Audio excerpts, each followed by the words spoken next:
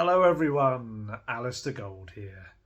Happy New Year to you all, and it is a happy New Year. Spurs have entered 2024 just 3 points off the top of the Premier League table. What is that all about? How did that happen? How did this severely weakened Tottenham Hotspur team somehow find themselves sitting, in 5th place, but let's be honest, with double figures of unavailable players, which has been maintained by another 2 players getting injured in the match yesterday.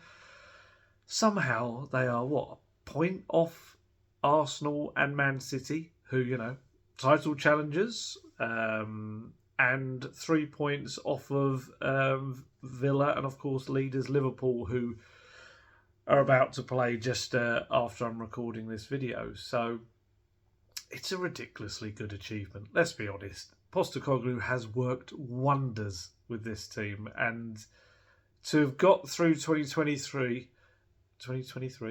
checking what year we're in there, to have got through that, got out the other side, and hopefully, fingers crossed, to actually have players coming back, players coming into the club, new players, whisper it quietly, but it might be quite good in 2024. Oh, please don't world and fate conspire against me to make that not the case at all. Feeling slightly better, for those of you asking. That's very kind of you. Obviously, I was an absolute state in the last video. I apologise for those who sat through the entire, whatever it was, hour and 20 minutes. I was shocked I made it to the end of that time. I was so rough the next day. I thought I was getting a little bit better towards the end of it, and then went to the match, and towards the end I was ropey again. I even had Ange.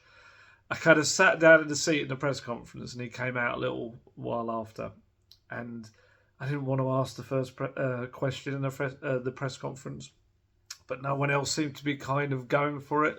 So I was like, okay. And it was a mistake, quite frankly, to have done that, because I went, so, Ange, it must be good, good way to end the year. And it was like the worst, most kind of pathetic attempt at trying to muster some enthusiasm. And Ange, you can see it's on the press conference videos and stuff. He goes to start to answer, then he just starts chuckling to himself, and he said something along the lines of, "God, that's flat for you, mate," like that. I was just like, I didn't want to tell him that. I feel absolutely rubbish, because otherwise, you're just being a bit of a baby, aren't you? So we soldiered on. He had a bit of a chuckle out of it, and then we had another bit of chuckle on another one of my questions as well. But hey, c'est la vie. That's what kind of happens if I'm gonna, decide to go to these games and work. Then I've got to still, do my thing. That sounded weird. Please let me never ever use that expression ever again. That was horrendous. What a way to start 2024 with an expression like that. But yeah, Ange enjoyed himself at my expense, so that's fine. Anything to give him one of his one-liners, but it was worth going. Of course it was. That Spurs won.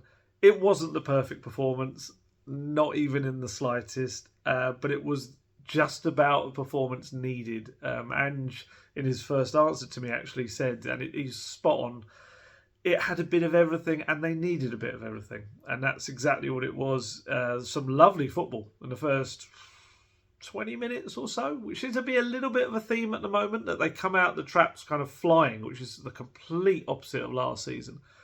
They come out flying, play some beautiful football. Yesterday, obviously, it brought lovely Pat Matasar goal, Rodrigo Bentancur. Yeah, we're going to talk about him. Where did that come from? Rodrigo Bentancur back in the midfield, intercepting a pass. I think it was from Neto, wasn't it? The goalkeeper, knocking it on. Giovanni Lo Celso, who was fantastic, man of the match yesterday. He was voted, does a sliding tackle, knocks onto Sarr, who is given a ridiculous amount of space, but that should not detract from the fact that he surges on and plants a lovely low shot into the bottom left corner, wasn't it, I think? And then, look, Bournemouth are a really good side. They really are. and under Andoni Areola, and won 7 of the 9 matches going into the game. Spurs have got this thing at the moment. They're taking on the informed teams and they're coming away with wins, despite maybe just about shading it, or in some cases, like the Everton game, not really deserving it. I think you could say they deserved it against Bournemouth, because Bournemouth weren't good enough in front of goal. Spurs were, and ultimately 3-1's a little bit different, whereas with Everton it was a bit like, hold on, lads. But, they're getting the job done, and that is probably the most important thing, isn't it, really? You can kind of say what you want about elements of the performance, but, yeah, they got away, they got the 3 points. Not to climb up that table, but it keeps them in that pack in the table. And obviously some of the results went their way as well. A certain team across North London that having a little bit of a kind of a wobble. And it was a good atmosphere. Obviously the Rodrigo Bentancur news really made that, I think, for everyone to begin with. That was just madness where that's come from. But yeah, we'll talk about that a little more, because I want to kind of focus properly on Bentancur. But this is it was. I still keep coming back to the fact that this is a team that is so patched up, players playing out of position, the same players chucked out each week. He went again with that back four, with 4 fullbacks, despite having conceded 9 goals in the previous 3 games they'd played together. And you know what? Fair play to them. Fair play to them. I thought Emerson was excellent. Emerson had a really good game. Ben Davies, just solid and dependable. Of course, Brighton had chances. They're going to with a backline like that. Naturally, the height element, you can put balls in the box. Solanke's a real kind of presence in that respect as well. But also, the way they just move the ball about, Bournemouth, is lovely. They're going to go places under that manager, unless, he gets kind of snared and taken snared. Is that even the right word? Taken away by someone else off their hands. But I hope he doesn't. Not for him. More the fact that Bournemouth 7 wins out of 9 is ridiculous. You can see I'm still a little bit under the weather because I'm just saying some absolute rubbish at times, even more so than normal. But I love the way they played. Some of their passages of play were really nice. I'm sure Postecoglou would have appreciated them as well. But he was happy. He was happy after the game. And do you know what I think was such an important thing? That despite having a kind of a defence that is very much a makeshift one, and having so many players out, because this is, let's be honest, Tottenham have had injury woes in the past. I'm struggling to remember whether they had so many people unavailable at once and key players at once. But what I would say is, any time there's been a little bit of an issue or something rumbling in the background at Spurs, they've lent on that excuse big time. They've crumbled, they've collapsed. Everyone's gone, oh, you can see what's happening at Spurs right now. They've got that issue or that problem. Postecoglou has not allowed for that. He doesn't let them kind of use their excuses as a crutch. And what he does is, it's quite simple, I guess, is that he just creates this very core belief that it doesn't matter who's available, it doesn't matter who's injured, doesn't matter what position people are having to play in, you are still going to play my brand of Postecoglou football. I just don't care what's going on. If we're going to go down, we're going to go down playing this kind of football.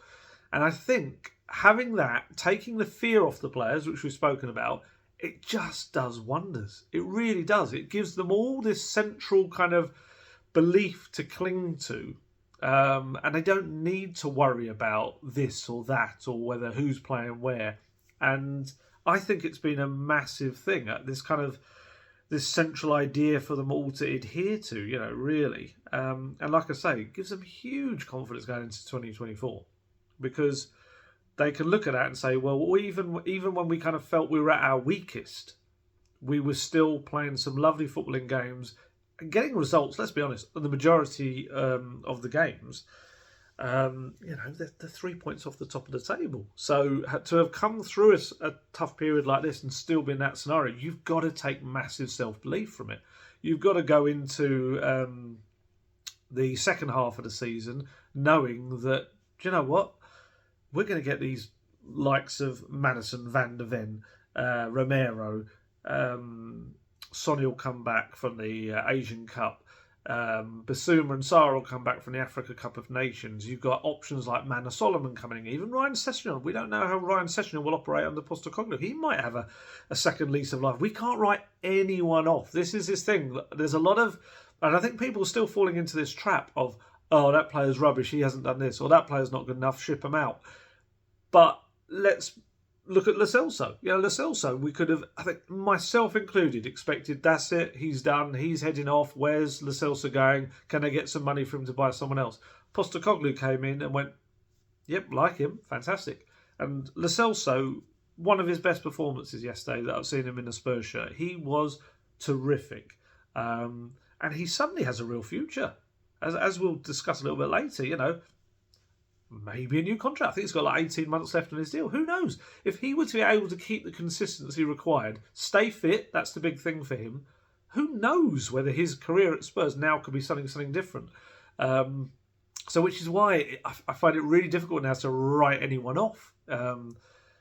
Not that we should anyway, but I know obviously that's the kind of world we live in. That there's an instant need to write people and things off. But it's fantastic. And when you think about all these players that are coming back, who will have challenges to their positions as well, new players coming in as well in the coming weeks, but also from those players like Lo Celso. If Lo Celso can continue doing what he's doing, he lays down a marker for those trying to get back into that midfield. And it's like, well, yeah, just because you were playing before and you were playing very well, why should you be an automatic first choice? Why should Sarr return from the Africa Cup of Nations, hopefully fit, and get straight back in that team? Same with Basuma. Basuma can't keep the level he had earlier in the season. Should he come straight back in? Even Maddison.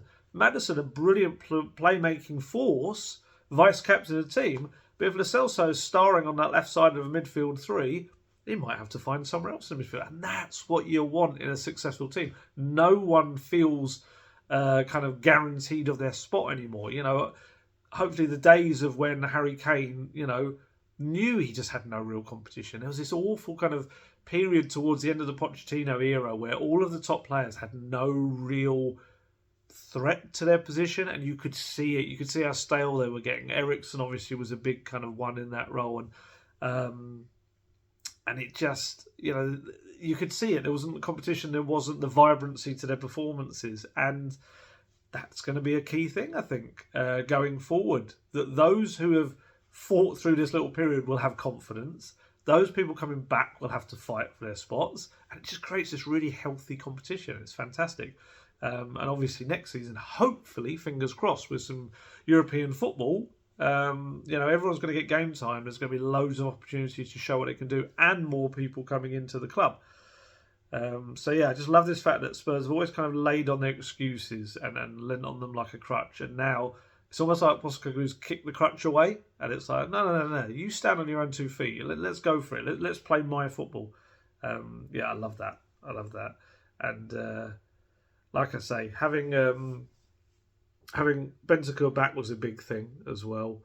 Like I say, the performance wasn't great, but actually that makeshift defence, Vicario only had 1 save to make all game. I think it was early in the second half. Like I say, Emerson excellent and involved in the 3rd goal.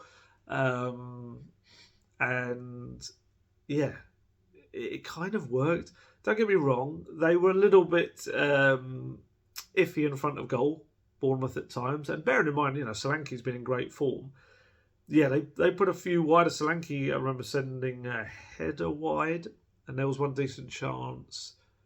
Did they hit the post as well? I think Davies deflected a shot. It might have been Solanke's onto the crossbar as well. But then, towards the end, Brian Hill headed an effort onto the crossbar, which I can't decide whether it was because it was difficult, which it kind of was because he had to improvise. It was like an awkward height, or whether it's just the fact that Brian Hill was like, oh, I've never had to hit a ball in the box before. It's probably quite alien to him because he's, first off, normally the one who's putting the crosses into the box. But also, let's be honest, if you're looking for someone you're going to ping a cross to head into the goal, it's probably not going to be Brian Hill. So it was probably a bit of an alien thing for him, and he It was tried to cushion it. It didn't quite kind of. It just needs to get it almost underneath the crossbar. It probably would have bounced in. Of course, underneath. I mean, the underside of the crossbar. Yeah, looking at the stats for the game, it's probably one of the closest in terms of all the stats that we've had, and that's testament to Bournemouth and the way they played. But Spurs only had 53% of the possession, which for them, that especially at home, even in most games, but especially at home, that's quite low. And 341 passes to Bournemouth's 292. See, that's not a lot. Sometimes when we're talking about home performances for Spurs, we're talking about 500, 600 passes from them. So that's a big kind of jump down. Shows you, I guess, maybe some of the personnel that were being used as well, but also, I guess, the shape of the game. And I think one of the bigger stats was that Bournemouth had 21 shots to Spurs 12. But again, key element of that, only got 4 on target, and only 1 was forced a real save of note from Vicario. Spurs instead sent 6 of those 12 on target, so half of those, and of course 3 of them went in the net, and that's all that matters at the end of the day. All 3 really good goals as well. So yeah, so my opening question to Postecoglou, once he'd had a chuckle and told me how flat I sounded, he said, yeah, it's very pleasing. There was a bit of everything today, and we needed a bit of everything. Some of our football was good. We had to show some resilience and character. Again, a massive physical effort. I said in the week that these players had given everything, the ones who were available. We're not stumbling due to a lack of effort, that's for sure. Against a side that's probably the most informed side in the competition. 2 days less rest. Yeah, that's another thing as well. After a really big physical load against Brighton. The way these players keep giving maximum effort is a credit to them.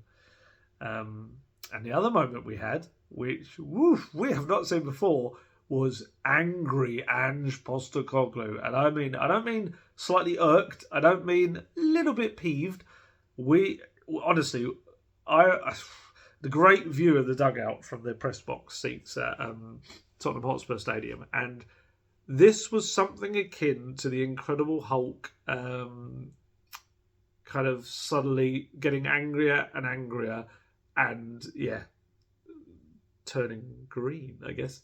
Or the thing I wrote in my talking points this morning, I compared it to the bear from, if you've seen Cocaine Bear, the film that came out last year, the kind of funny little comedy film, very loosely based on true events, apparently. Yes, I'm saying that Postecoglou was that bear, not on illegal substances, of course, but just the way he just went raw. Honestly, I got a real kind of sense of what it must have been like for wingers back in the late 80s or early 90s, playing against South Melbourne and coming up against this left back on the Melbourne side, and honestly, he just went for it. So a little background to kind of what happened. If you weren't aware, you didn't see the game, because I know it wasn't televised, so you might have only seen highlights and bits and pieces. So Alejo Velis came on late in the game. Very unfortunately for him, appeared to do something to his knee. I didn't actually see the moment it happened, but suddenly he just could not move. And Postecoglou and Giovanni Lo Celso were like screaming at him to just go down and we'll get you off the pitch. Because they'd already used all their subs. 5 subs had come on at that point. And honestly, he couldn't put any weight on it at all. But what kept happening was that the Spurs players, or Bournemouth players, were not putting the ball out of play. And I think there was one occasion where it did, and for some unknown reason, he got back up. And they were like, go down, kind of thing.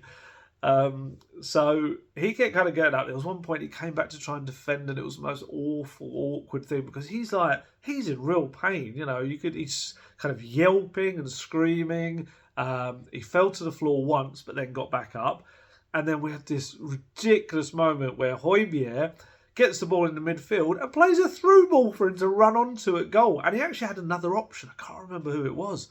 And it's just like, why did you play it to the man who can't even put one of his foot on the floor? I didn't really think he was going to hop all the way to goal and then head it in off the ground or something. But yeah, Postecoglou turned around just with an absolute, what the world, looked at his bench with his hands up. And then just went back to screaming at him to get down and like lay down. Eventually, Valise did, and he just fell to the floor. It was honestly, it's like a sniper had taken him out from like the roof of the stadium. It was quite worrying the way he fell. But I think it was more he was just so upset, and he was inconsolable. But what happened was, because they were telling him to get on the floor, the Bournemouth coaches, or a couple of them, were going mad because they felt that Spurs were deliberately telling him to stop and delay the game, so that obviously Bournemouth couldn't have as much time to get back in the game. And this was about 5 minutes to go or so. And then, so Postecoglou must have just heard something that he did not like, because we just looked and suddenly saw him turn around, and honestly, his face went red with rage. He was, like I say, like Cocaine Bear, just absolutely pelting it suddenly towards the Bournemouth kind of scrum of staff. And I just wonder what would have happened had not this weird kind of mishmash of people in the middle suddenly kind of got in the way. You had Chris Davies, the assistant manager. He was in there kind of trying to block him off. There was a Spurs security staff member who I've seen quite a few times. He's on the tours with them as well. Who else was there as well? Oh yeah, Brennan Johnson, looking utterly bewildered. He's kind of got this funny smile in his face. He's like, I don't know how I've ended up here. I don't know how I'm trying to stop a mad Australian who is going to snap me in half if he gets anywhere near me. It was very funny.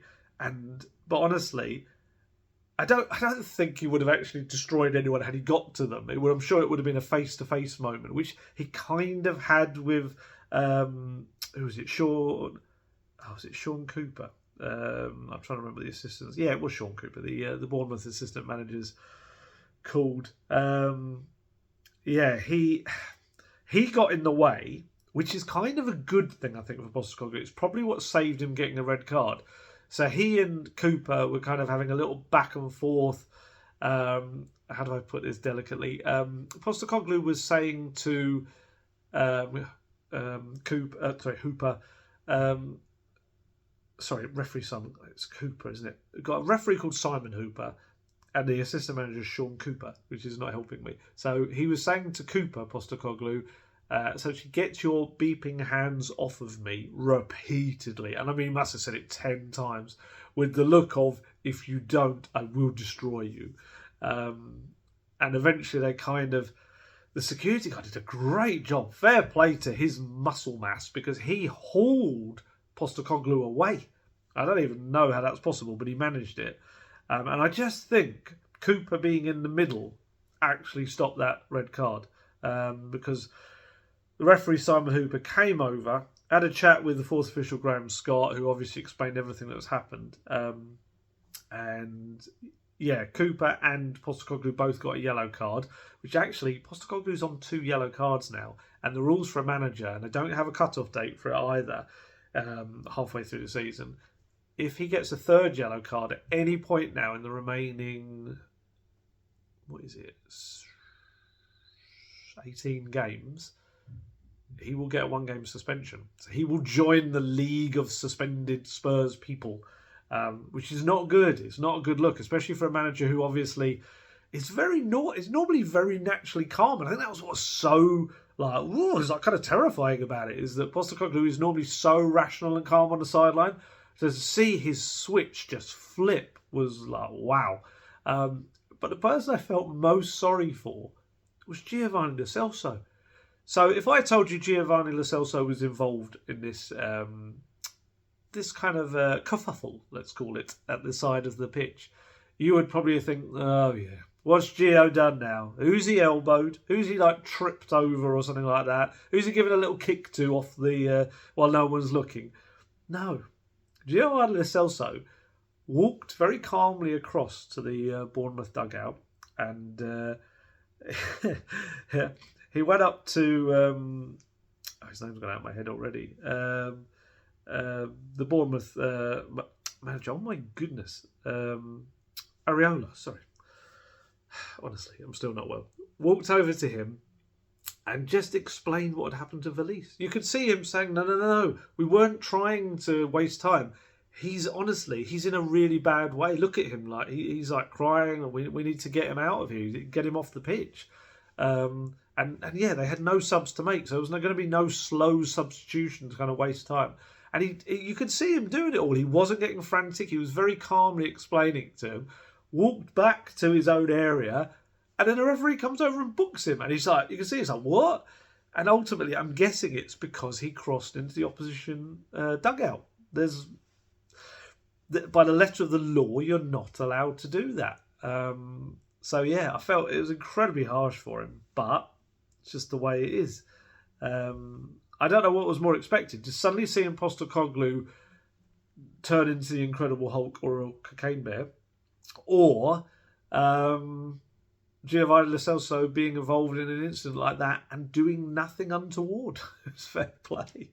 But yeah, I did ask Ange about it because I just said to him, I don't think we've ever seen you that mad. Kind of, what happened? And he said, I was fine. We were just wishing each other Happy New Year.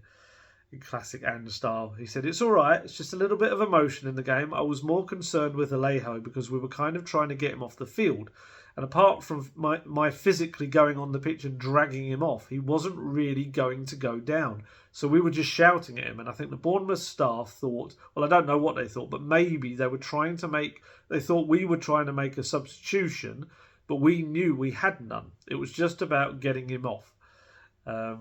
So yeah, it was a crazy moment. It really was. And then obviously he settled down very quickly. I watched at the final whistle, he was very much conciliatory with all the Bournemouth staff, and I think with Cooper as well. He like put his hand on the side of his face and had a proper chat with him, and it was all very much like, yeah, it happened in the game. It's all over now. Proper football way of dealing with it, I guess. But yeah, it was good. And then obviously, final whistle, he heads over to the fans, does what he does. The stadium's got a lovely feel to it. He's applauding them, waving them off on their for their New Year's Eve jaunts, whatever they were doing. And yeah, I guess he always said, didn't he, Postecoglou? He's always said from the start that his biggest judge will be the fans. They will tell him if he's doing stuff in the right way or not. And I think looking at their smiling faces, they're heading off, he's probably thought, you know what? First half of the season and a bit, we're doing okay. With everything that fate has thrown at us, we seem to be doing okay, and the fans have responded to that. So, yeah, it was in terms of the match, it was good. So Rodrigo Bentancur, is a little bit like going into your Christmas stocking a few days after Christmas and thinking, oh, it looks a bit... Is there something at the bottom of that? And then you kind of put your hand down the bottom and you're like, oh my goodness, I got another present I didn't even opened. And that present was Rodrigo Bentancur. None of us expected it. Absolutely none of us did. Spurs have kept it a little bit under wraps. Fair play to them. From our prying eyes and sources and all this sort of stuff. Because Bentancur was originally expected to be out till February. After that Matty Cash lunge in November. Obviously damaged ankle ligaments on his first start after 9 months out with a cruciate ligament injury. And yeah, a couple of weeks ago, I wasn't at the presser. It was the week before Christmas when I was a couple of days off, and Guesty was there. And Ange said in that presser, he was asked about Maddison and Van der Ven and whether they'd be back early January or late January. And he said back then, it's hard to say. They're both in rehab and neither of them are anywhere near training with the first team at the moment. If you look at timelines, Mickey and Madders did it pretty much in the same game. Mickey might just be ahead in the schedule in terms of it with Madders. Both kind of January, and Bentancur fairly similar. It's not about trying to not give out information. These kind of things just either accelerate or get delayed when you get into the final phase. Until I see them out with us, it's hard for me to say. So that was the first time we were a bit like, okay. So Bentancur now seems to be in the January frame. So that's an improvement. That's a good thing. But then suddenly, we're talking about accelerated. It went into overdrive for Rodrigo Bentancur because, yeah, he spent all of last week training with the first team. And and I've spoken to lots of people within the club, and honestly, people are shocked in the club. It's taken them by surprise as well. People weren't expecting him back anywhere near now. Probably a month or so time, most of them were expecting him. And it's massively testament to him. I mean, I've got quotes in a bit with Postecoglou called him a warrior. And he is. I mean, he's a machine to get back in that amount of time.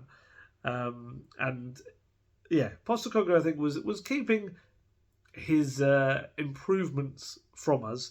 After the Brighton game, we had a mini press conference tagged on the end that was for the Bournemouth match rather than a separate one the following day. And within that, Postecoglou was asked who's going to be back for the Bournemouth game, and he said, hopefully we might get Oliver Skipp back. He's probably the only fresh legs we'll have to contribute to what we're doing. So look, I'm not going to call him Ange Postecoglou, because I do genuinely think that he was taken aback by how suddenly Bentancur not only kind of came back but then got through training across the week really well. And he asked him quite late, I think it was only the day before on Saturday, whether how he was doing and how he was feeling, and obviously Bentancur came back saying, yeah, I'm absolutely fine, I'm ready to go, which I think from what I gather is similar to how he was after the cruciate ligament injury, but obviously they wanted to take it so carefully with him. And I think Postecoglou just thought, well, why not then? If you've had a good week of training and you feel like maybe we can get 50, 60 minutes out of you, what a lift it would give to everyone. And that's what he's decided. That's what happened. And I think the only person that seemingly appeared to know what was happening was Rodrigo Bentancur's wife, who put this kind of cryptic message on Instagram story. I think it was the day before the game. And I think most of us just assumed, he must be back kind of in training or doing some kind of light stuff or on his way back. I don't think any of us expected he would be in the starting lineup the next day. I mean, wowzers. We always talk about in the knows and stuff like that. I guess Bentancur's wife is a terrific in the know, as she should be, being his wife. But yeah, it was Postecoglou said after the game, he trained all week with us, and speaking to him yesterday, he felt really good about how he was feeling. We kind of knew there would be a time limit to how much we could get out of him. Actually, technically, officially, it was 57 minutes he played, but it was 10 minutes of added time at the end of the first half. So he got 67 minutes under his belt, which will do him wonders. So he said, it was great to see him out there, and again, he gives the whole group a lift, not just because he's a fantastic player, but this group has seen what he's gone through in recent times, and within that context, he's never let it get him down. He is a warrior. The frustrating thing for all the guys missing out at the moment is they want to help, and he wanted to help. I thought it was great today. Apart from the win, that was probably the most pleasing thing, that he got through 60 minutes, and he can help us from here on. It's huge. It's huge on so many levels. You could feel it in the stadium. They did the team lineup, announce it obviously you get it a little bit earlier before. I think it's while the teams are doing warm-ups, maybe before that. Actually, it'll be an hour before, won't it? But they also do it just minutes or moments before kickoff. And when Bentancur's name was read out, it was huge, like a deafening roar around the stadium. You could just feel suddenly anyone that was a little bit nervy about the game suddenly got this confidence going into it. And yeah, it was almost like his performance wasn't as important. It was more his mere presence just kind of lifted all the teammates around him as well, and the noise of the crowd. Because his performance, it was a bit rusty. It had some really nice moments, like I say, winning possession for the goal. There's a couple of little nice turns and bits of play that he did. But he did look like a player, excuse me, who was making his second start for the club since February. So it's entirely understandable that he's not going to be 100% on it. And I think that was maybe reflected most in his pass success rate, which was only 76.7%, which for him is really low. Bearing in mind Lo Celso, I've got it a bit later, I'm sure he was in the 90s, and he's obviously a player that's going to be taking more risks with the ball. And he got dispossessed once as well for Bentancur, which is a little bit unlike him. but he played just a really important part, not only in, like, I'm not saying he's a cheerleader and all that, and he was kind of raising the morale, but also as a screen in front of the back four, made 1 tackle, 1 interception, and 5 clearances. And look, he's going to find his rhythm. Of course he will. He's a top player. He's going to find his sharpness quite quickly. And it's quite a good month for him to kind of have come back a little bit early for, because there's 3 games scheduled. It will be 4 if they can manage to get past Burnley in the FA Cup. So it's not a tight packed schedule now in January because of the winter. It's like this little kind of winterish break they have where they have 1 weekend off. So he can kind of, just bring himself back at a reasonable pace and then work on his fitness in that little break as well, while also recovering any aching muscles and bits and pieces. That sounded weird, you know what I mean? And also has a bit of a knock-on effect in the transfer market as well, because I think despite, you've got Basuma and Sarr obviously away from the midfield at the Africa Cup of Nations. I think Bentancur suddenly now being available for all of this little string of matches that nobody expected him to be available for, it probably makes it less of a worry if Højbjerg were to leave, as long as he's replaced. I still think he needs to be replaced, but with a number 8, I think you now don't need to worry about the number 6 role, because you've got Bentancur, Skip, and obviously Basuma when he comes back as well. So I think 3 for that 1 role is probably okay. I think you can allow Højbjerg to go as long as you get a decent deal for him, and then bring in a more natural number 8. I think the Bentancur-Højbjerg comparison didn't help the Dane yesterday in terms of suitability for the number 6 role, because I think you could see that with Bentancur in that role, he was very happy to come deep, take the ball off the defenders, give them a very quick option. They could always look up and find him. And then he will either do the thing that Postecoglou loves, which is sweeping the ball first time out to the fullbacks, or he's obviously got that quality, a bit Dembele-like, to spin on the ball himself, get away from challenges and motor forward into a bit of space in the midfield himself. And actually, one of the things Skippy is good at, and you might have noticed if you've seen it in recent games, is hitting that first-time ball to the flanks. He's actually very confident in doing that. And that's why the defence will give him the ball. But with Højbjerg, and look, not piling in on Højbjerg at all. You'll have heard me there's probably people that hate it when I praise Højbjerg, but I do think he's made a really important impact at moments this season for Postecoglou, especially kind of later in games from the bench. And I think he kind of improves your tempo. He's got lots of attributes to his play. Sometimes he comes out with lovely kind of creative attacking moments as well. He did a lovely run into the box. Yeah, it was the one for Brian Hill's header. It was a lovely run into the box, timed well and dribbling, showed really good feet. There's lots of attributes to his game, but I just feel that he doesn't quite have the required ones for the number 6 role in a Postecoglou system. So like I say, you need your midfielder, whether it's Basuma, Bentancur, whoever, or Skip, whatever.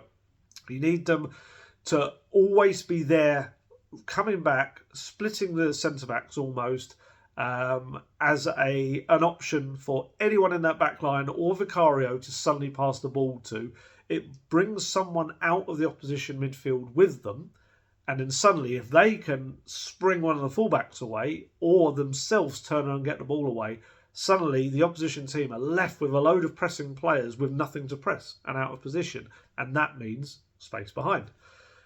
And I just feel like with Højbjerg, and he does sometimes not show for that ball. We noticed that as a big thing in the press room in the last couple of games. We've kind of noticed that he doesn't show as much as you'd like him to. I think he's maybe a little bit worried. I don't know. I could be doing him a massive disservice. But I do feel like when he does come back into that position, there's this little split second of hesitation when he first gets the ball. He's less inclined to hit it first time. Maybe hasn't quite got the picture of where everyone is that the other midfielders in that role do. I don't know. But just that little split second of hesitation, that gives an extra beat of time for the opposition players to just swarm that little bit more around everyone. And that suddenly makes it difficult for the person that he might play it back to them or put it back to Vicario or whatever.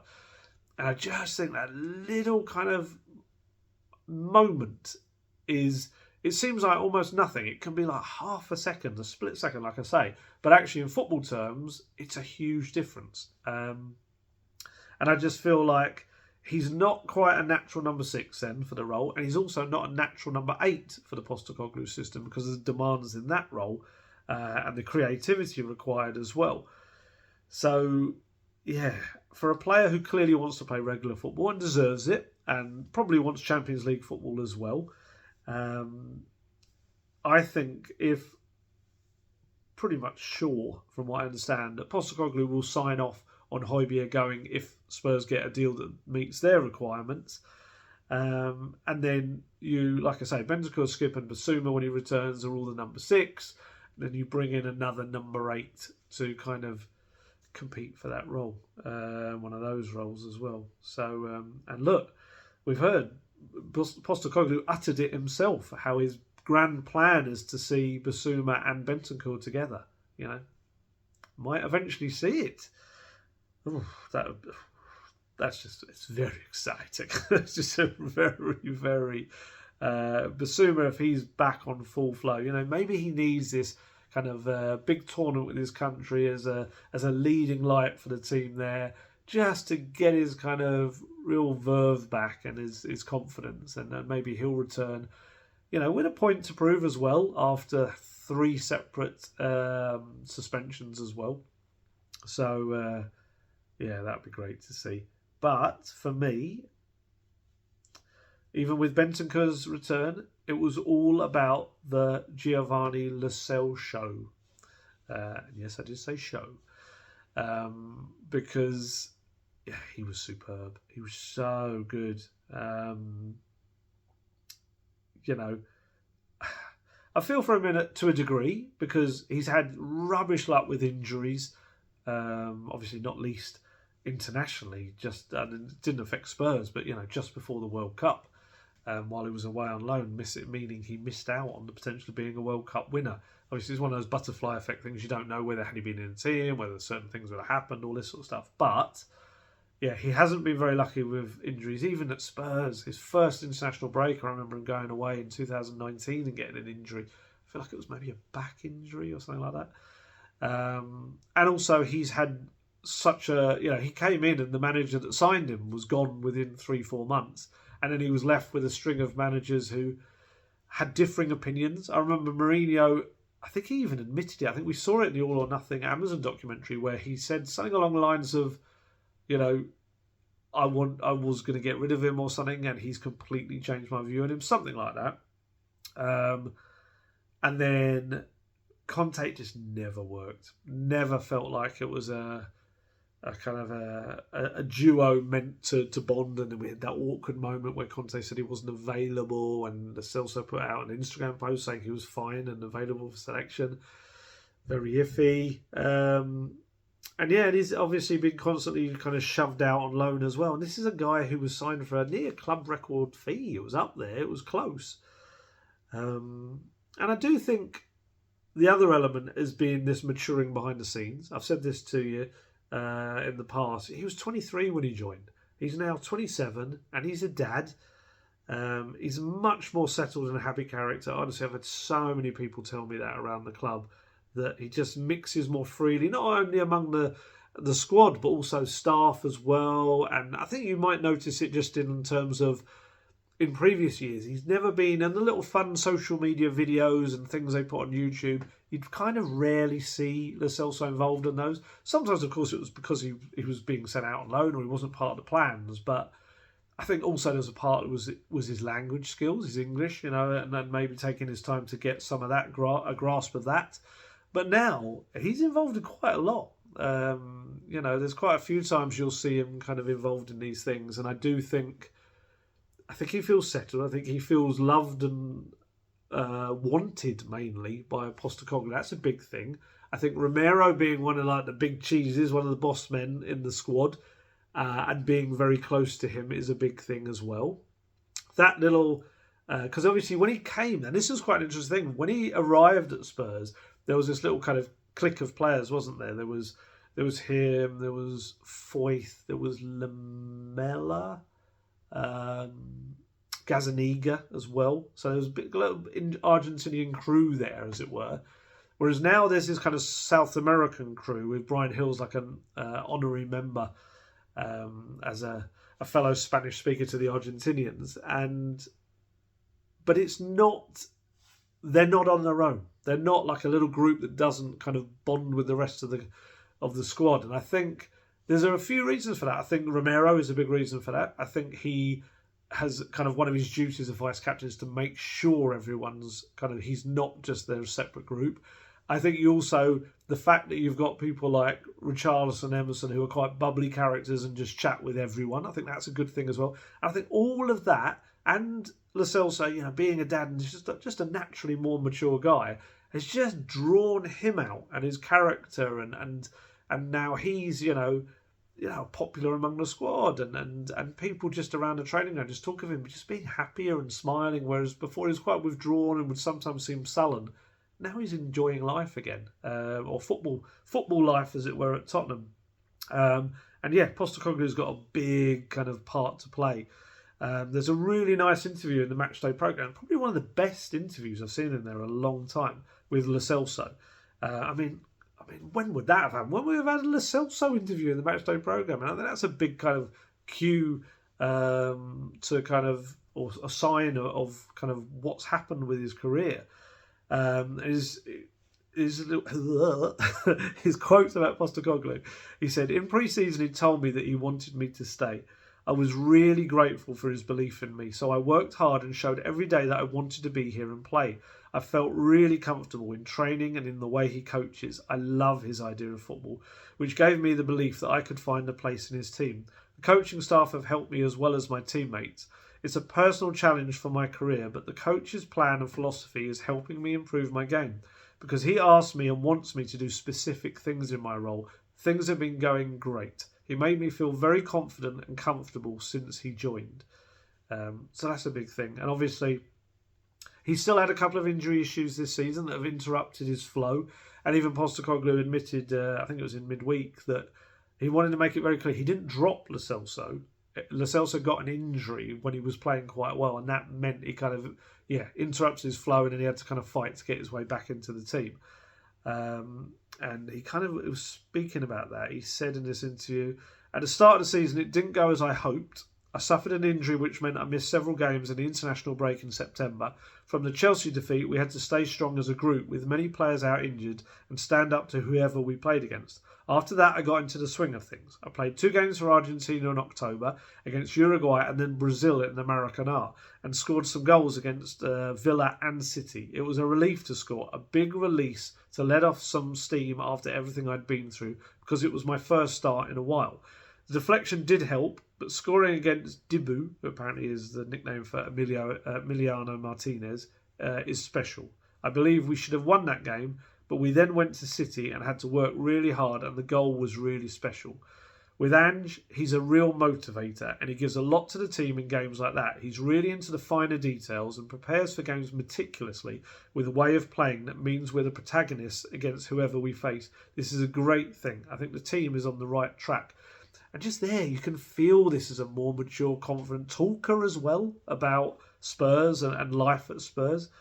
And I think what's obviously a big thing as well for Postecoglou is that he fits his number 8 specifications really well.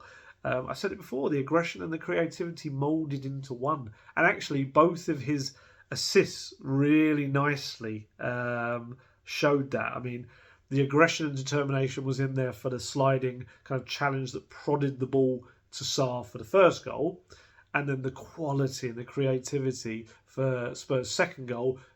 Some good work from Richarlison, kind of winning the ball back. Ball breaks to Lo Celso, and he just pings this beautiful outside of his left foot pass into the path of Son, who in rubbish weather and lashing down rain absolutely cracked it into the far corner. Just a cracking finish. It was so nice. Just a lovely goal, kind of all of its creation. And I just thought it showed two sides of Lo Celso really well. And is, like I say, voted man of the match. As well as those 2 assists, he got 2 key passes, 3 dribbles, 4 tackles, 1 interception, 1 clearance, won 11 duels on the pitch, and had a 91.9% pass success rate. So you can see it's just this all-round game, and that's the Postecoglou thing. He loves that. He wants attackers who also work hard for the team. He wants defenders who can go forward. He wants midfielders that can do everything. So with Lo Celso's ability to do that, again, if he can stay fit, it's huge. It's a huge kind of player for him.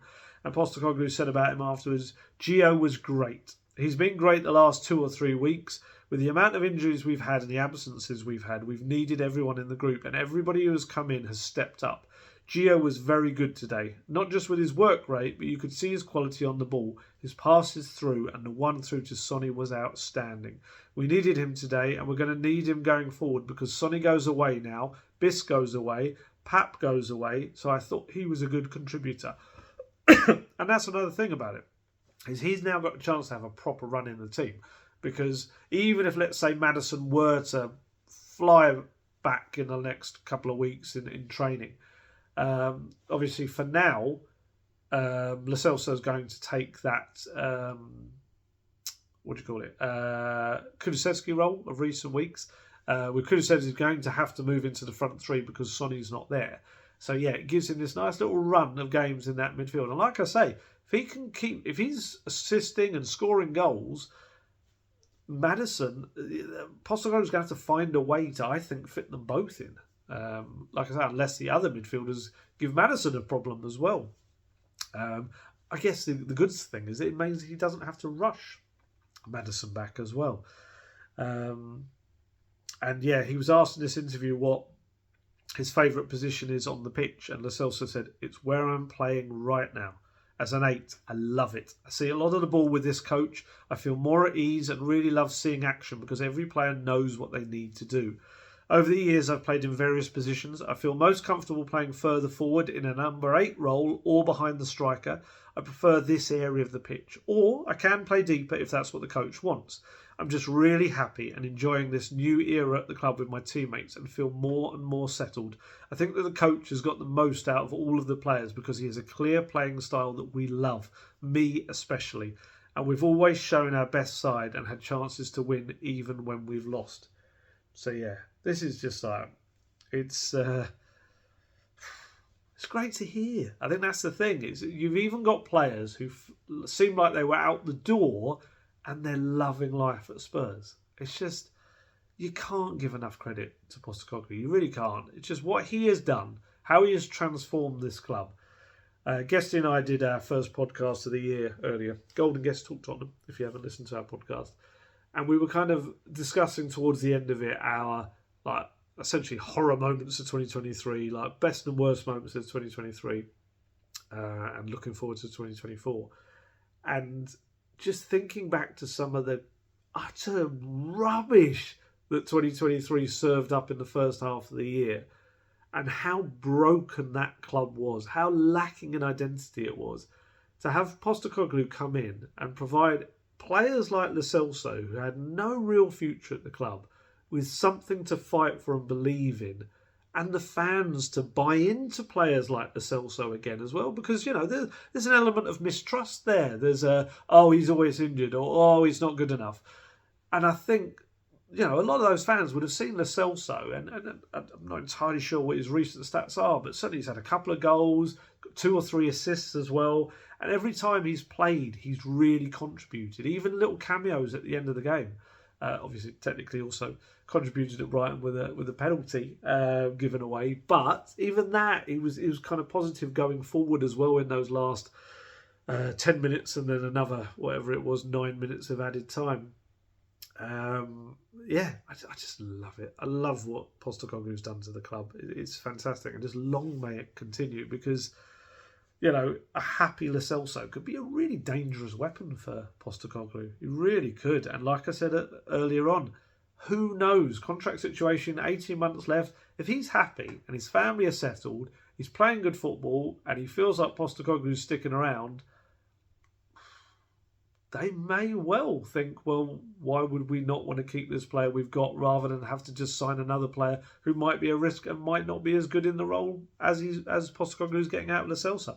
That would be a huge turnaround, especially for a player that I think was kind of almost lumped in with Tanguy on Dembele as this like high-profile flop, whereas I always felt there was slightly different things and reasons behind Lo Celso's kind of inability to justify the big price tag, and hopefully we're now seeing the kind of the renaissance, the resurgence, the redemption, lots of R's, whatever you want to call it, and I love it because I really like him as a player. He's a fascinating player and has got that kind of mastery of the dark arts as well, which is amusing for the most part, as long as he doesn't cross the line. So that was another positive. And we also got Hugo Lloris's goodbye. Hugo Lloris obviously on his way to LAFC in MLS, and I was so happy that his goodbye was not that horrendous match at St James's Park, that awful kind of game at Newcastle when he picked up an injury just before half-time. Probably best for him, he escaped, although his second half obviously were better than that horrendous first half. And then that awful, not in the same way, but an awful kind of walk of shame thing that they did after the final home game of the season when they pumped up. Anyone that was there will know how uncomfortably loud and ear-splitting the music was on that walk of shame. Sorry, walk of honour. Lap of honour, and they just whacked up that music to stop the boos that were going to come. So he didn't really get to say goodbye properly. It's a bit like Lucas. Lucas was waving, but it was a bit like a fair few people had gone, and just everyone was kind of in pain, holding their ears as well. So Lloris obviously had the intention to leave after that, and he wasn't really able to say goodbye. So he had this moment. And look, yes, of course, the past 6 months have been awkward, and he's been there in the background rather than the foreground, and having stated publicly that he wanted a new challenge, wasn't able to find the right opportunity for him. But I don't think that should detract from 11 and a half years of service to the club. Of course, yes, his performances, more of the consistency of his performances waned towards the end of his time at Spurs, of course. But I really don't think that should mean we rewrite history of just how much he contributed to Spurs. He is one of Spurs' best goalkeepers they've ever had, for me. He is, I don't think there's any question, he's their best keeper in the Premier League era. He saved Spurs in so many matches. I mean, ridiculous amount of matches. Honestly, they did a video across the big screens at half-time before Coity did a little chat with him on the pitch. And it just reminded me of so many of the saves. And I actually watched a fair few back this morning when I was writing about it. It's just, you just kind of forget how many there were. And also, like I said, I think in the last video, how rare it is for a club to go a decade without needing to replace their first choice keeper. That is so rare, and it kind of speaks volumes about how good he is as well, and was. So much respect behind the scenes. Honestly, I could go into Spurs, ask around, and struggle to find anyone that would say a bad word about him. Player, staff, anyone. He was very supportive of all the players, always had their backs, but would also tell them the hard truths when he felt they needed to hear it. He was always very good to us in the media in terms of he wouldn't hide after a defeat. He wouldn't kind of... Sometimes in the mix zone, you get players that would pretend to be on their phone, or they would say, oh, no, not today, when you try and interview them after a tough game. Lloris would come up, front up, and talk to everyone and explain why things went wrong and why maybe people shouldn't go overboard without the defeat, or maybe why, especially after the game in Zagreb, why things had to change. He was a far better captain than I think people gave him credit for. There's this thing about goalkeepers being captains, and I kind of understand where that comes from and it not being the best position to be a keeper. But he had a big kind of influence behind the scenes. When he spoke, people would listen. And you don't become captain of that French team, with likes of Pogba and Mbappe and Benzema and people like that, unless you're someone that all of those players just stop and listen to when you speak. And during the pandemic, when there was no fans in the ground, we could hear him shouting and the way he organised his backline, whereas maybe when there's a match with a full crowd there, only the players and those kind of fans near the goal can maybe hear that. I always felt it was a bit underrated in that aspect of things. And look, yeah, of course he had sides to his game that weren't great. His footwork, in terms of the ball at his feet, was a bit dicey at times. And his coming out for crosses. Sometimes he would hesitate to stay on his line. Sometimes he would come out a little bit too kind of overexcitedly. But I just think in terms of the shot stopping, my goodness. He used to be a very, very talented young tennis player. I think it was a point, it was quite late, it was about 16 when he had to decide between tennis and football. I don't know whether it's a tennis element to it, but his ability, his reactions to fling his arms up above his head so quickly were just ridiculous. I was looking back at it, there was so many saves that he did that were like that, like flinging himself to save and tip away curling shots going into the far corner. I mean, just to name a few, there was a Mario Götze one that was superb. Danny Welbeck one when he was playing for Arsenal was a brilliant one. Gylfi Sigurdsson when he was at Swansea.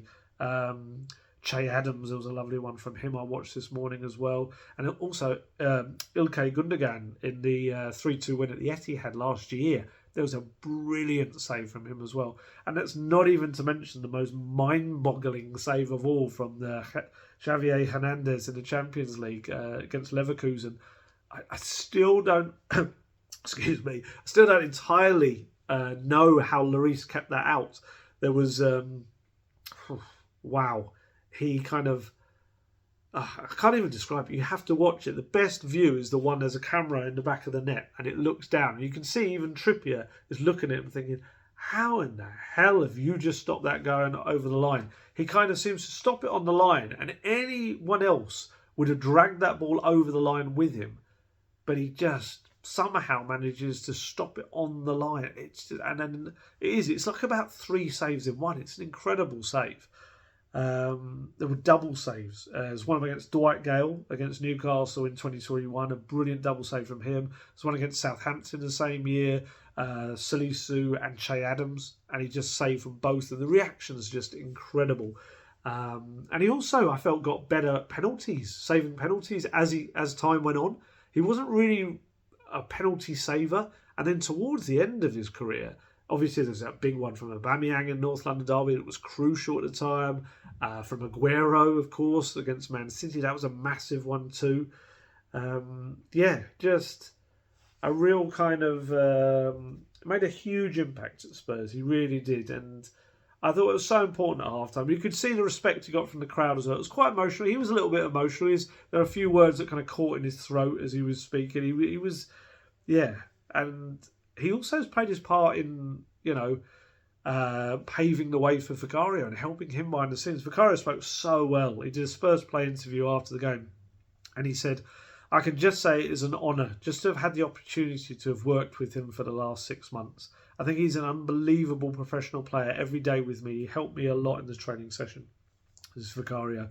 Vicario said this. I think what he did for this club is just amazing.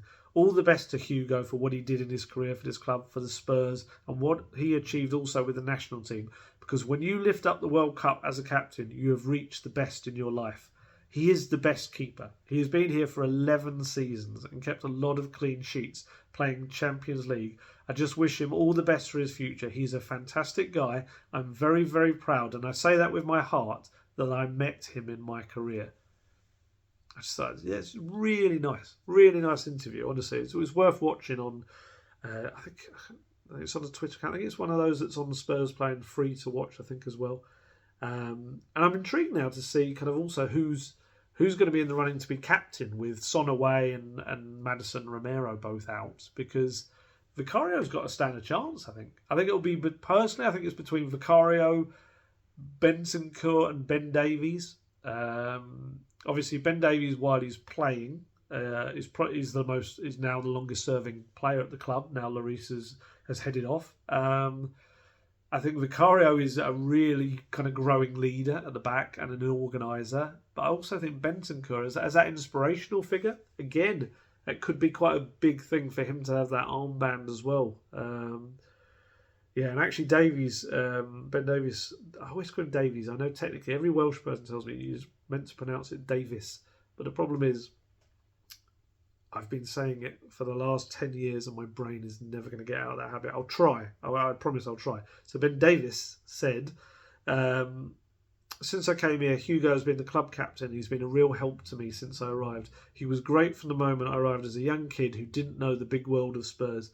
He was great with me. He was one of those guys who had everyone's backs at all times, and what a keeper as well. He's a great teammate and someone it will be a shame not to play with anymore. And yeah, Lloris, his words were really nice. I just took just a couple of them, but I think you can watch it. I think you can watch it on the Spurs social. I'm just trying to see if I can see it. I think it's gone too far down. I'm pretty sure they've posted it somewhere. Other than that, there's some really nice videos he's done for the club before yesterday as well. But yeah, some of his quotes, he said, "It's fair to say time has run so fast. I've enjoyed every moment, the good moments, the bad moments. When you face difficulties, sticking together as a club, you can see the evolution is very positive. For sure, the future will be bright for Spurs." And he was asked about the support and how kind of important the fans have been in the 11 years that he's been at the club, 11 and a half years. And he said, "It was already the case in the old stadium, but now with 62,000, it's even more. You make the club even more special. That's why I'm grateful to fans for all the support I received during my career."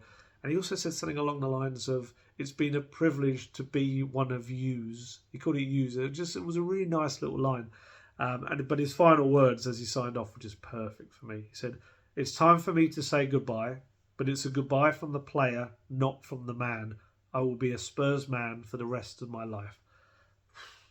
That's very nice. That is very nice. And like I say, you could see he was emotional about it. I've seen kind of his wife, who I said before runs a very successful children's clothing line that is big in America, so it's going to be a great move for her and the family. You can see she's kind of quite emotional in all of her social media stuff as well. And I spoke to a French journalist who's spoken to the family recently, knows them well, and he was saying that, it's going to be a big thing for them. They're a family that have been so settled in London for more than a decade. And it's a big move for them, and it's tough. And they've got an older daughter who'll have friends here, and be very much in school and all of that. And it's a big move. It'd be a very exciting one. Let's be honest. Going to live in your life in Los Angeles isn't the worst thing in the world, and especially with with MLS growing and becoming bigger and bigger, and he's going there as one of their kind of star names, really. Chiellini obviously is no longer there, and he's now becoming that experienced kind of. He'll be a leader in the dressing room as well, and it's fair play. And yes, injuries have kind of marked the last few years for him at Spurs, but if he can try and, I guess, with no international football for him, he can maybe go there and stay fit. And I think the options in his contract was for a couple more seasons after the next one as well. So who knows? If he loves life there enough, he could end up playing in there into his 40s in America. He's 37 now. He obviously said he'd always wanted to come back to Nice, but I think if that was going to happen, it maybe would have happened this summer. Who knows? It's obviously down to his family. But yeah, few players really have given as much to Spurs over such a long period of time as Hugo Lloris did. And I really hope people kind of give him that respect. I know there's always going to be people that just want to say stuff. And I did an Instagram post kind of saying when we knew he was heading off, and there's some people still having to say, "Oh, he should have gone years ago," and all this sort of stuff. I just hope people now, when they look back on his time at Spurs, just realise how much he did do for Spurs and how important a player he was during the Pochettino era, especially as well. And he had a bit of a renaissance for me. I'm trying to remember. Was it Conte's first season? There was a season when it was like one of his most consistent seasons. It's been there so long, that so many seasons they kind of blend into one a little bit, but. Yeah, honestly, the biggest kind of disappointment for me is that he just never, as captain, got to lift a trophy for Spurs, despite what a player he was. He never got to kind of lift any kind of cup with that cockerel on his chest, and even a Champions League final. That'll be the biggie, obviously. But I guess he'll have a certain amount of solace that he's lifted that quite shiny gold trophy for his country, and having a rooster on his shirt as well. He obviously likes having a bird on his badge. That sounds weird, but you know what I mean. So yeah, now it's sad to see him go. It is. It's sad in terms of, how do I put it? Sad in terms of it's clearly the end of an era, but I guess exciting for him that he's got a new challenge, and exciting for Spurs that they've got this fantastic new successor in Vicario, who, has all of the abilities to, we all hope, surpass what Lloris has done. And I'm sure Lloris will want that as well.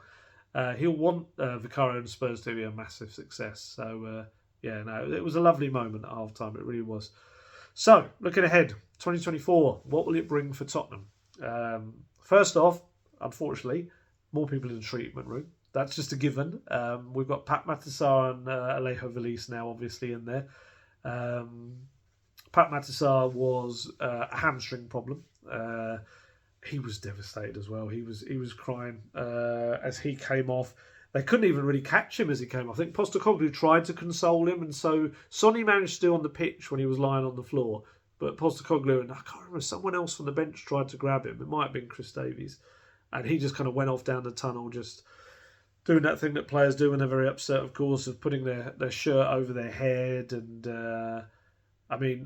Velez, I think Velez couldn't get away from people. He was so upset and sobbing, but couldn't move fast enough. He didn't want to go off on the stretcher, which I guess is admirable, but also meant he had to, probably was putting more kind of pressure on the knee when he really didn't need to. And it was quite a touching moment, actually. Postecoglou, and this was after having raged at the Bournemouth bench, he just wrapped Velez in like a bear hug and was really talking quite kind of emotionally and passionately into his ear. Whatever he was saying, I don't know what it was, to try and make him feel better. And then it was a really kind of nice, Bentancur and Lo Celso kind of just gathered around him, did like a group hug around him. And look, if you want two players to let you know that an injury isn't the end of the world, it's those two guys. Bentancur, 9 months out with a cruciate ligament injury, comes back, and his first start is put out for another, only a month. We thought it was going to be 2.5 to 3 months. Lo Celso, like I say, had his injury problems, not least just before a World Cup that his country then went on and won. So if you've got two guys around you who can give you some very wise and motivating words, it's those two guys. Velez, like I say, it looks to be his knee. He came out of the stadium on crutches and with a brace around his right knee. So obviously, especially with knees, you kind of got to wait till the swelling goes down and you can see how bad or not it is. With Sarr, hamstrings are kind of similar. There's some initial kind of buzz and reports around that maybe it's not too bad, which would be brilliant for him. And certainly Postecoglou, after, when I asked about it, actually I've got the quotes here for you. I asked him how bad does he think they are, and he said it's hard to say. Pat felt his hamstring and he's emotional because he wants to go away with his national team. It's a big tournament for them. It's kind of the way our season has gone. He was so good again early in the game, apart from his goal, and then he gets an injury. Just disappointing for him, but I'm hoping it's not too serious and he can still go away and contribute to his country. Alejo was in a lot of pain, and we already had done our substitution, so we're trying to get it out to him just to lay down so we could get him off. But it just shows the character of the boy, because he knew we had no more substitutions and he just wanted to keep going. I'm not sure the extent of what he's done, but we'll find out. So yeah, we'll find out with Sarr, but hopefully some of the initial buzz seems to be that it might not be too awful. What is positive news is new contracts on the way. I think I said in one of these videos weeks back that the expectation was that after a Doggy's deal, Sarr would be next, and they'd tie him down to a long-term one, and it was kind of just a matter of course. And here we are. It's going to be announced within the next couple of days, hopefully. Big long-term deal for him, reflecting the fact that he's taken to the Premier League like a duck to water. He's an important player for Postecoglou. And yeah, great news. That's what you want to do. You've got players like Doggy and Sarr. They're just potential world-class players. They're both what? Both 20? Yeah, they're both 20, aren't they? And, tie them down as long as you possibly can, because other clubs are going to be desperately wanting them, and it puts you in a strong position, it rewards them, and it shows how much you believe in them as well. So, yeah, that's all kind of just now got to be announced. It's all agreed and ready to go. So that's terrific news. Yeah, and with Valise, obviously, it's one of those where if he is going to miss a little chunk of time, others have to take the opportunity. Dane Scarlett has returned. Guesty and I, again, we were talking about this on the podcast, how it's just remarkable how football does this. When you think, well, how's that going to work? Football go, that's how it's going to work. So Dane Scarlett's come back from Ipswich, unable to get too much game time, and probably people are thinking, well, Valise is the man. He's the go-to young striker off the bench. Valise now out of action. I think Dane Scarlett becomes the go-to player to throw on at the end of games for Postecoglou, and that's massive for him because he just needs that opportunity. He needs to just get a goal for his confidence, score his first goal for Spurs, and that could come in the weeks ahead. He's now from today available to play for Spurs again, and also I think for Jamie Donnelly, it's an opportunity for him. He's had a mare in terms of the last couple of games. He's been all stripped and ready to come on. Postecoglou's called for him ready to come on, and circumstances have conspired against him to not actually get on the pitch. Someone else has come on instead. Yesterday's one, I'm pretty sure Richarlison was about to come off. Richarlison he'd worked really hard defensively. He'd done some great work at the back. He's become, like I said before, the Harry Kane in terms of the head on crosses and corners and free kicks into the box. But going forward, other than he was involved in the second goal movement as well, but he had one. Oh, it's a lovely move. I'm trying to think who was involved. I feel like it was Lo Celso, and then Son played him through. And all he had to do was just kind of pretty much get it towards goal because he was only about 8 yards out. And he just kind of swung a leg and didn't properly look up, and he just hit the ball wide, like well wide as well, rolled it wide. And then, and that, like, Postecoglou turned to his bench and you could see he was unhappy. And then not that too much longer after, who was it? I think he was going through, and all he had to do, Richarlison, was play a very simple ball to, I think it was Destiny Udogie, and Destiny Udogie was through and goal, and the game was wrapped up. And he fluffed it. He really overhit it. Postecoglou was furious. Turned around, said something to Chris Davis, pointed up the pitch, and Donnelly was called back. And they were like, okay, like getting him ready. He stripped over. He was going to come on with Eric Dyer. Had could see his shirt. Was it 63? I'm trying to remember what his number is. All ready to come on at the side of the pitch. And as that's happening, Emerson pings a lovely ball over the top to Brennan Johnson, sprints down the right-hand side, first time onto the ball, hits it across to Richarlison, carbon copy of the goal against Everton, and Richarlison confidently knocks it into the back of the net. And suddenly that kind of substitution didn't happen. Although, to be fair, it kind of came off quite soon still afterwards, but by that point, Postecoglou changed his mind and Valise is a substitute. If I'm Valise, I'm probably now thinking I wish Jamie Donnelly had come on, because obviously what happened to him. But yeah, Richarlison was all right. Richarlison was fine. I think he made up for those kind of misses with another lovely finish. That's 5 goals in 5 games for him. The reason I'm laughing is because if you haven't seen my tweet from today, if you'd have seen me at 12:27 a.m. this morning, I was cracking up. And an email came through to my work account at that time with a a gentleman who'd obviously interrupted his New Year's celebrations to let me know how much he disliked my rating of 7 for Richarlison. It just made me chuckle. You know what I'm like with player ratings. I'm not particularly fussed what people think about them because they're so subjective. I can look underneath the player ratings that I put out, if I ever really do, and I can see that someone will say, Romero should have got higher than that, or someone will say, Romero was rubbish, he should get way lower than he gave him. Everyone has a different opinion, and that's the beauty of that's why they're quite fun to do, because everyone gets to discuss them. But once in a while, people take them a little bit too seriously. And I just had, I think it was from an English person, by the name, which I'm not going to say, but also by the very English kind of colloquialisms and phrases that were in there. Yeah, there was no Happy New Year or anything, or no kind of, niceties. It was straight to business. And I just had this vision of my head of this chap sitting down, watching the fireworks on his TV, and then going, oh, wait a minute. Yeah, no. I was going to moan at Gold for his rubbish rating.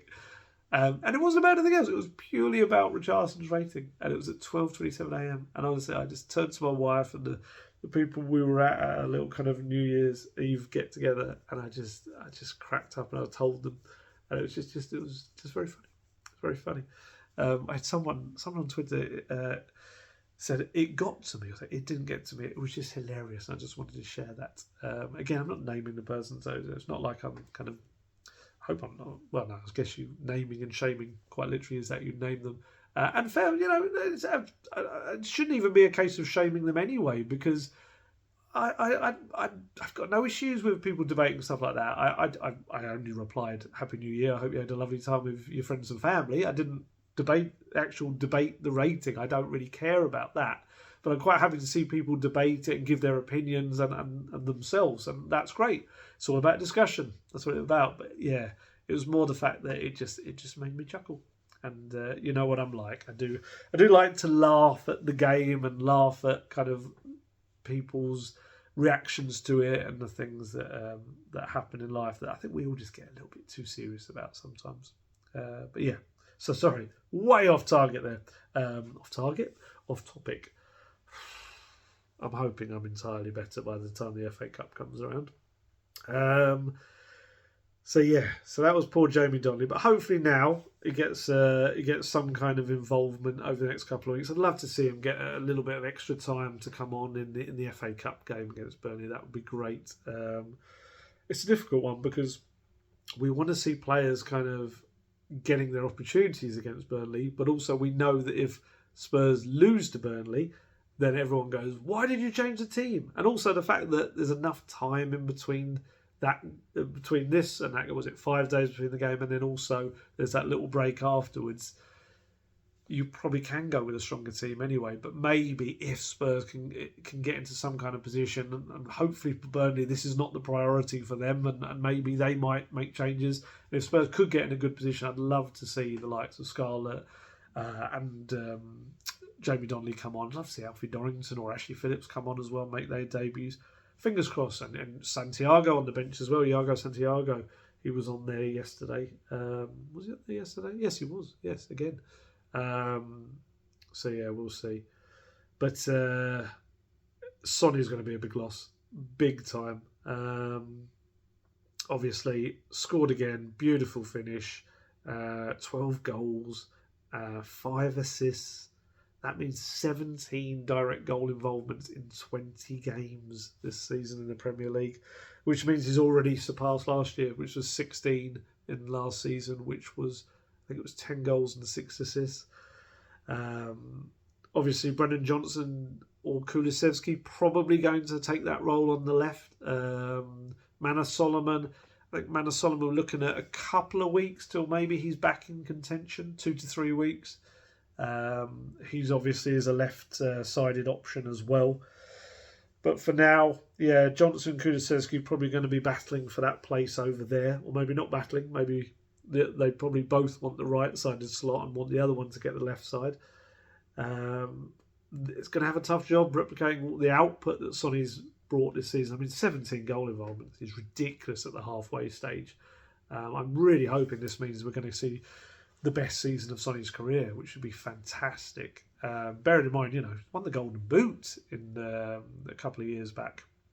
But also, someone's got to take on the leadership. Like I said, Sonny's leadership has been brilliant as well this season. So someone's got to take that on in the next month. New faces as well, of course. That's the other thing that 2024 will bring, the January transfer window. It's no secret, I've said it before, Spurs keen to push through a quick deal now for a centre-back for the early, hopefully the first week of the transfer window, because, he can't keep playing with 4 full-backs at the back. Obviously, Van de Ven back, hopefully, for the Man U match. It'd be interesting to see whether he's another one that makes a bit of an acceleration and is available or not for the Burnley game. But certainly, Postecoglou thinks the Man U match at the moment. Obviously, we know the 2 main names out there right now. Jean-Clair, Todibo, one of Spurs' top targets. But as I've said a million times, Nice, understandably, a little bit reluctant to let one of the best young players in Europe go when they're in a title race with PSG. I think they're still only 5 points off. I haven't looked at Ligue 1 today, so unless that's changed. But and the problem with that is Spurs looking to bring in someone quickly and get this sorted now, having a long protracted negotiation with a club that don't really want to let a player go right now is kind of, I think, I said this before, you maybe just have to decide, okay, great, maybe we come back to this in the summer.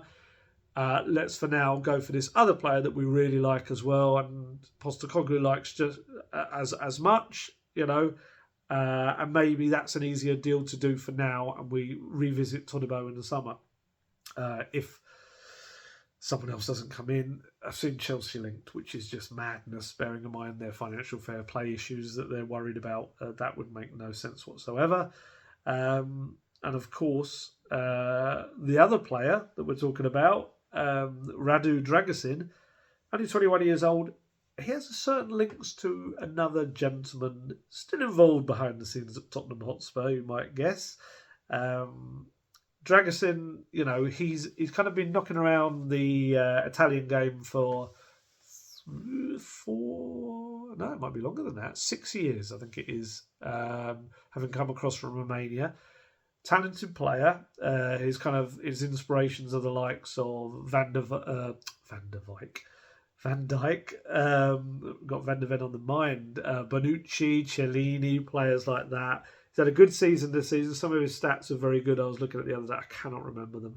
I think it's something like he's only been dribbled past once all season, and he's won the most aerial duels. I could be completely making that up, but hey, I'm going to say that anyway. Something like that. He's a permanent Genoa player now, having spent the previous season there on loan from Juventus. He was signed amid plenty of interest from him. Clubs in England as well and across Italy. He was signed, the young Romanian, by Juventus back in 2018 by a recruitment team who were under the watchful eye back then of, yes, you guessed it, Fabio Paratici. There's always a Fabio Paratici link somewhere that you can find. And like I say, he's got a real willingness to bring the ball out of defence as well. There was a point when they thought maybe he could end up being a right back because he's very comfortable bringing the ball out. That's the kind of player that Postecoglou wants. And like I say, 21 years old, and I think he made his debut in the Champions League and Serie A for Juventus at just 19. This is a guy with a lot of experience already. Was used to kind of dealing with the pressures, I guess, of having to perform at a big club like Juventus and obviously Genoa. I think he went Salatinata. I can't remember where else he went on loan. I think it might have been them.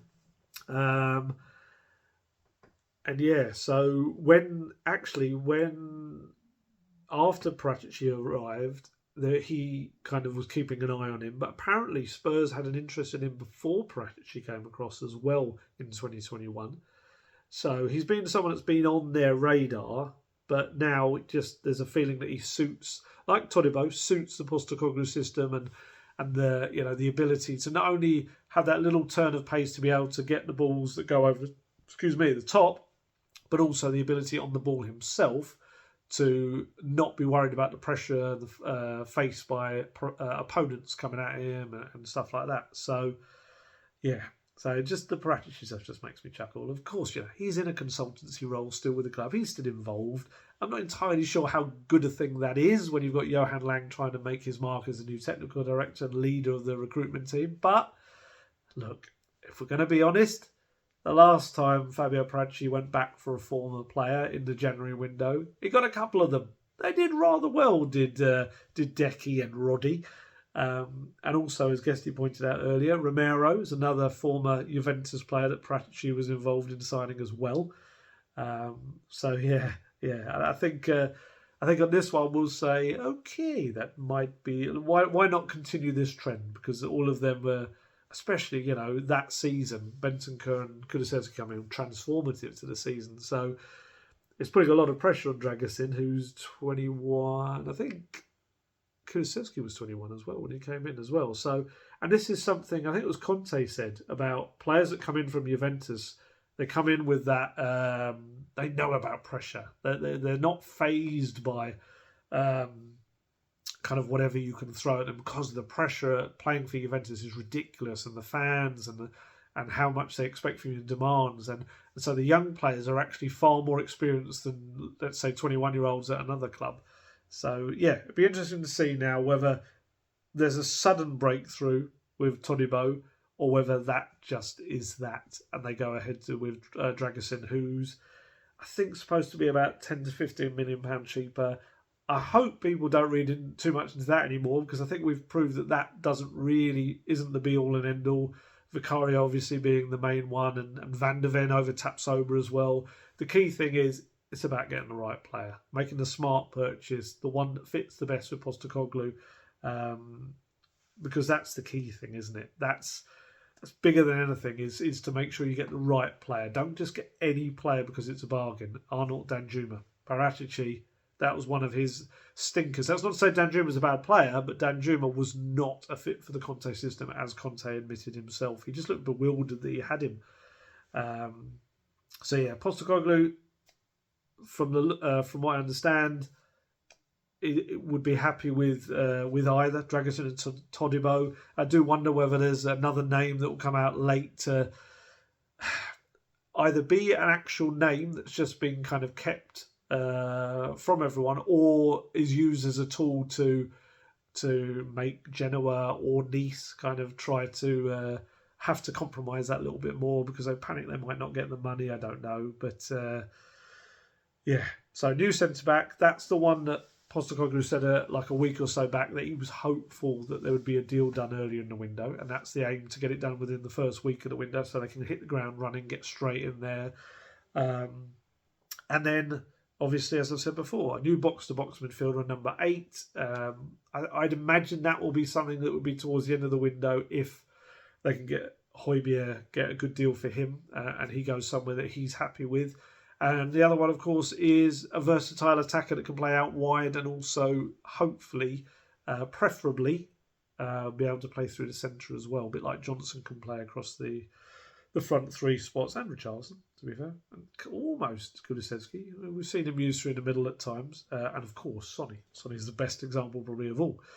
Of course, with the number 8, Conor Gallagher.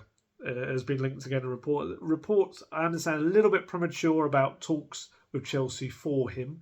Definitely a player that Spurs are continuing to keep an eye on, and they'll see what happens with Chelsea's financial fair play issues.